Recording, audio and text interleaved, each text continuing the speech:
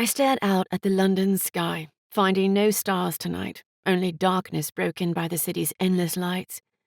From my safe house window in Notting Hill, I tracked the shadows moving across the wet pavement below, mentally cataloguing each suspicious figure.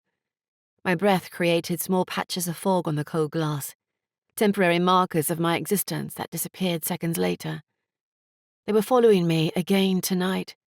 Different faces, same purpose. They weren't even trying to be subtle anymore. My mobile vibrated, the third burner this week. The text contained only coordinates and a time. 01:30, half an hour from now. Another move, another location, another step in this elaborate game where I couldn't identify all the players.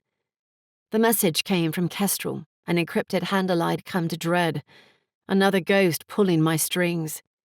My gaze drifted to the small tracking device I'd extracted from my tactical vest after Syria. I'd disabled it, of course, but hadn't destroyed it.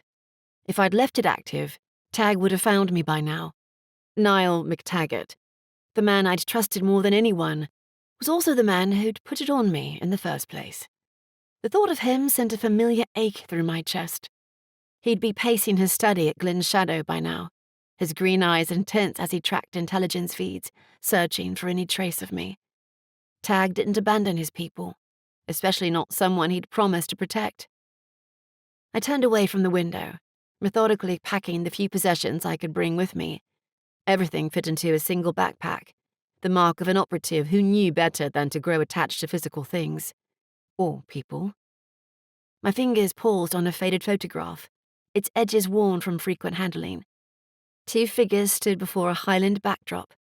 Tag and Idris, arms slung over each other's shoulders, laughing at something outside the frame. I slipped the photo into my jacket pocket alongside the letter I'd carried for 3 years. Idris's last gift, his final mission.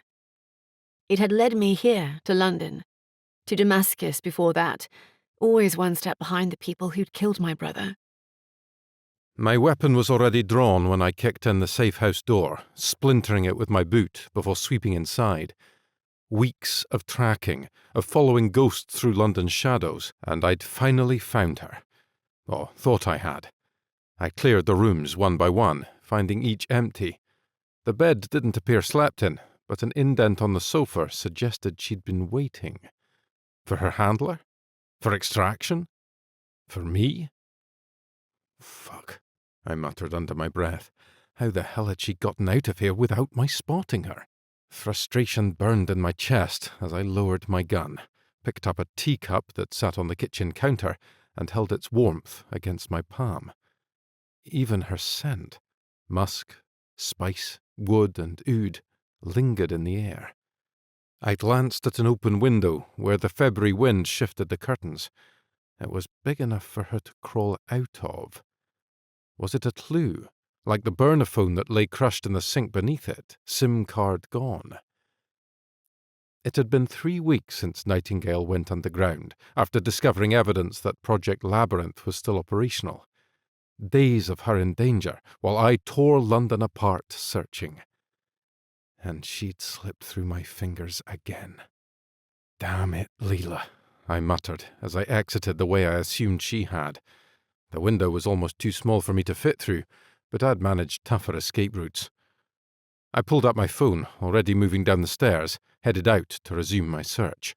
The Unit 23 surveillance network gave me access to every CCTV camera in central London, so I worked from my vehicle, laptop balanced on the seat beside me, as I followed her digital footprints through the city. I knew her patterns because I'd been the one to train her. When cornered, Leela would head to the closest transportation hub. King's Cross would give her rail connections north, Eurostar if she needed to leave the country entirely.